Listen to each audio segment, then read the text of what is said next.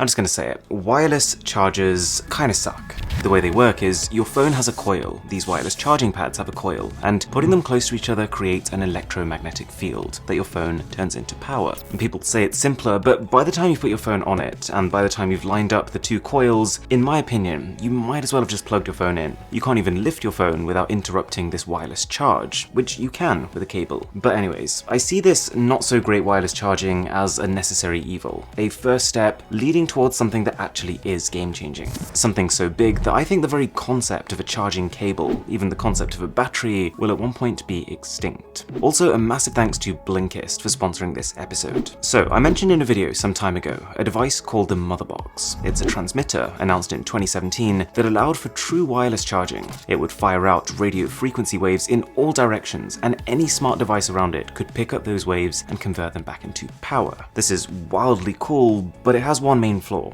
As long as your phone was right next to it, you'd be charging with 10 watts of power, which is still considered fast wireless charging. But as your smartphone starts to move away, this speed falls rapidly. 10 watts quickly becomes 4 watts at just 10 inches away, and a measly 2 watts at 16 inches. Now, this is a bit of a simplification, but just to give you an idea, having my phone on right now, with its screen on, its Wi-Fi on, its Bluetooth on, I'd need about a 2.5 watt charger just to keep the battery level constant. And so, even if I was sitting just 16 inches away from my phone, that would be far enough such that I would still be losing charge, albeit slower than usual.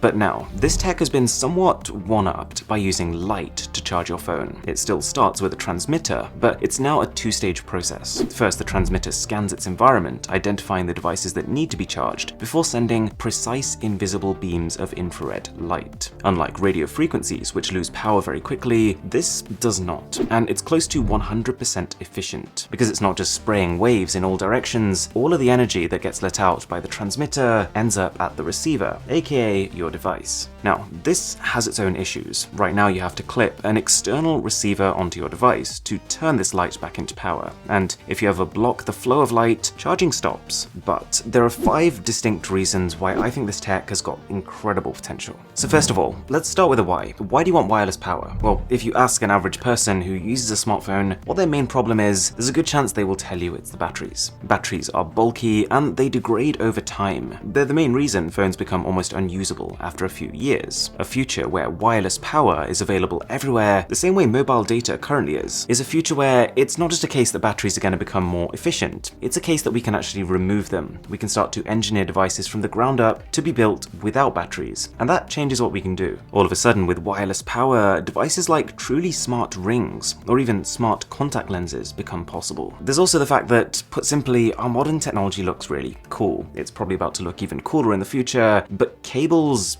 don't. I think it's only a matter of time before people will look back on phone cables the same way we look back on traveling via horse and carriage, thinking it could have been so much better. The second thing is how you'd get to this stage. The transition to truly wireless power is not going to happen overnight. There is a company called Y-Charge, which currently has a couple of different products. For example, the tiny power puck transmitter that plugs into a main socket and sends energy. But this only has a power output of 100 milliwatts, so a tenth of a watt. You'd need 25 power pucks just to keep one of your smartphones at a constant level of battery. So it sounds pretty lame, but I'm confident it's about to get better. They already do have larger products that can send out 750 milliwatts, and one that can even do 2.25 watts. And this technology taking off will be a case of A, finding ways to send more power, and B, being able to shrink these larger transmitters into a smaller form factor. So that leads us on to when. And to reiterate, I don't think batteries will disappear in the next few years. Wireless power will start with low power devices. Like, I could see a situation where TV remotes will start to be powered wirelessly by the TV they come with. It might then slowly transition to light bulbs, and then, of course, smartphones. Obviously, even if wireless power becomes readily available, and even when phones start to have built-in receivers, they probably will still need to have batteries in them as a backup. But I could see the size of these batteries get smaller and smaller over time, as we become more and more reliant on power in the air. One of the main challenges of this tech is that the light needs a direct line of sight to work. But it's very possible that if it becomes a standard, then household items like furniture, like lamps, could ship with transmitters, so you'd end up with a sort of mesh network in your home. Lots of smaller power sources leading to all-over coverage that's reliable and fast. And that leads me onto the fourth thing. So as of right now, this sounds like some long, windy path that'll probably never happen, and if it does, it's super far in the future. But I could see a potential turning point, and it's sooner than you expected. 2021 is when Apple is rumored to release the first iPhone with no ports. And to start with, you might be thinking, what on earth does that have to do with anything?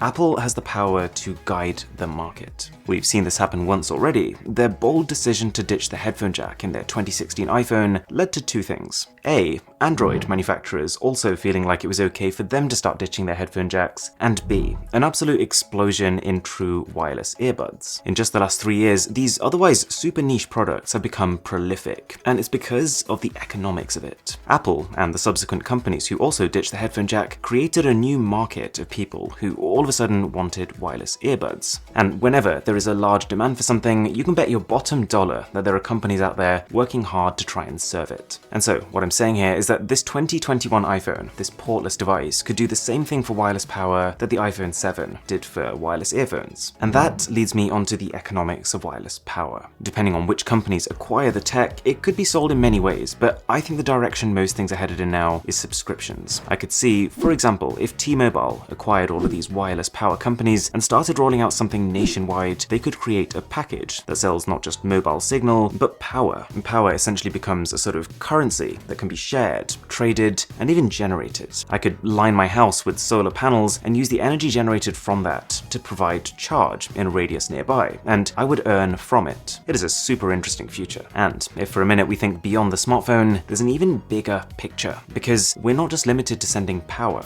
With infrared or other types of light, you can also send information. This is how fiber optic internet works. Light carries the data, and it's sent down these massive glass tubes till it reaches the other end, and then the data is transferred. In a world where this light has become readily available, even non-smart devices, let's say like a traffic light, could all of a sudden become aware of what's around them. Imagine if traffic lights could receive information from road cameras, and so they could constantly figure out what the best ways to send cars are to avoid traffic. On a different note, you could have completely cordless virtual reality headsets, with each not just lasting infinitely, but able to communicate with others all around you for shared virtual realities, like we've never seen before. Okay, I realize I went a little sci-fi towards the end, and it's worth prefacing, this might happen, but it also might not. There are almost an infinite number of paths that technology could head down in the future, and which technologies actually end up becoming dominant depends on lots of tiny factors that we can't really predict or control. Now, in today's age, it can be tricky to find the time to sit down and just learn. There are millions of distractions, and you might be the kind of person who loves the idea of reading a book, but hates the fact that they never get around to it. Blinkist, the way I see it, is reading for the modern era. It's the only app that takes the best insights, just the info you need, from thousands of non-fiction books, and it condenses them into these 15-minute parcels that you can either read or have read to you. So, for example, I've been told to read this book, The 7 Habits of Highly Effective People. I'm going to say by more than 10 people, but I've just never got round to it. Whereas through Blinkist, I'd understood all the key messages whilst doing a quick workout one evening. There was another book called Do Breathe, and I probably wouldn't have picked it up if I'd just seen it in a bookshop, but I gave it a go because it's only a 15-minute investment. It was all about taking you back to a more simple mindset that can leave you happier. The first 100 people to go to the link below are going to get unlimited access for 1 week to try it out, and this trial is completely free, and you can cancel at any time during that period. So check out Blinkist now, and with that being said, I'll catch you in the next one.